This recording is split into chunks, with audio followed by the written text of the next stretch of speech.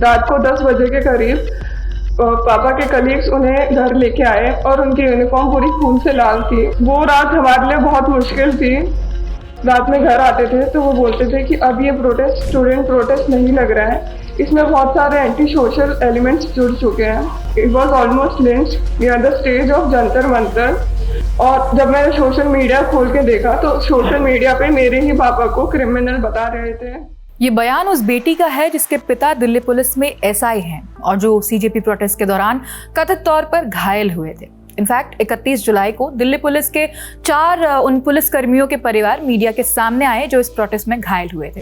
Press conference में परिवारों ने दिल्ली सरकार के एक फैसले पर नाराजगी जताई। उनका कहना है कि ड्यूटी निभाते हुए पुलिसकर्मी घायल हुए, लेकिन अब अगर प्रदर्शनकारियों के खिलाफ कार्रवाई नहीं होगी तो पुलिस के साथ इंसाफ कैसे होगा। पुलिस कर्मियों के परिवार दिल्ली पुलिस के किस फैसले पर नाराजगी जता रहे हैं, पहले वो समझ लेते हैं। दिल्ली सरकार ने 30 जुलाई को बताया है कि सीजेपी यानी कॉकरोच जनता पार्टी के प्रदर्शन में शामिल लोगों के खिलाफ कोई एडवर्स यानी प्रतिकूल कानूनी कार्रवाई नहीं की जाएगी। यानी जिन प्रदर्शनकारियों के खिलाफ सिर्फ इस प्रदर्शन में शामिल होने की वजह से केस दर्ज हुए हैं, उनके खिलाफ आगे सख्त कार्रवाई नहीं होगी। हालांकि सरकार ने यह भी साफ किया है कि जिन लोगों का पहले से ही आपराधिक रिकॉर्ड है या जिन पर गंभीर आरोप हैं, उन्हें इस फैसले का फायदा नहीं मिलेगा। अब पुलिस कर्मियों के परिवार का कहना है कि उनके घर के लोग कानून व्यवस्था बनाए रखने के लिए मैदान में थे, उन पर पत्थर फेंके गए, धक्का मुक्की हुई और कई पुलिसकर्मी गंभीर रूप से घायल भी हुए। ऐसे में अगर आरोपियों के खिलाफ कार्रवाई नहीं होती है तो इससे गलत मैसेज जाएगा। उन्होंने सरकार से अपने फैसले पर दोबारा विचार करने की मांग की है। सुनिए। My father is SI in Delhi police.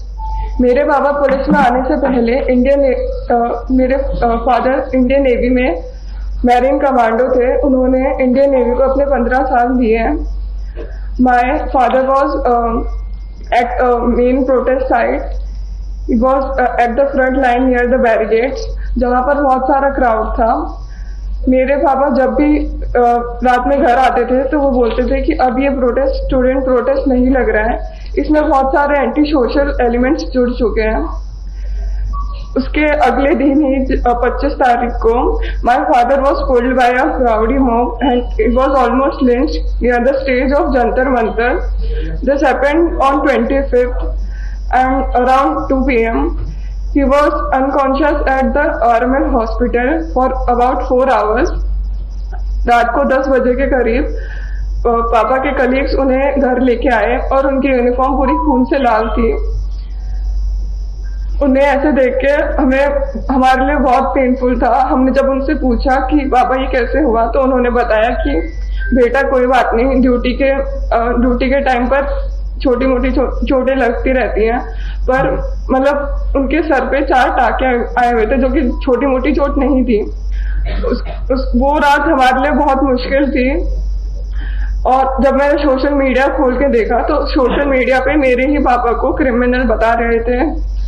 और उसके अगले दिन ही जब मुझे पता चला कि जिन लोगों ने मेरे फादर पे अटैक किया था वो लोग सुप्रीम कोर्ट जा रहे हैं अपना क्राइम वॉश आउट करने और उन्हीं के खिलाफ कंप्लेंट करने के लिए, सारे पुलिस वालों के खिलाफ कंप्लेंट करने के लिए, मुझे बहुत बुरा लगा। और मुझे लगा कि मुझे भी जाना चाहिए अपने फादर की जस्टिस के लिए। और मुझे बाकी पुलिस फैमिलीज का भी साथ मिला। हम लोग सुप्रीम कोर्ट गए, हमने एडवोकेट से रिक्वेस्ट करी और एडवोकेट ने हमारी बात ऑनरेबल सुप्रीम कोर्ट के सामने रखी। और हमें भरोसा दिलाया गया कि हमारे भी इक्वल राइट्स हैं as the citizen of this country और हमें भी जस्टिस मिलेगा। मेरा नाम उपनीत कौर है और मेरे पति दिल्ली पुलिस में एसीपी के पद पे सेवाएं निभा रहे हैं। 20 जुलाई की रात देर रात जब वो घर पहुंचे चोटिल हालत में, वो क्षण मेरी और मेरी बेटी 2 साल की बेटी के लिए बहुत ही दर्दनाक, बहुत ही ट्रॉमेटिक था। मेरे साथ अभी दिल्ली पुलिस के परिवार के मेंबर्स हैं, दिल्ली पुलिस कर्मियों के परिवार के मेंबर्स। एक यूनिफॉर्म के पीछे सिर्फ एक पुलिस कर्मी नहीं होता,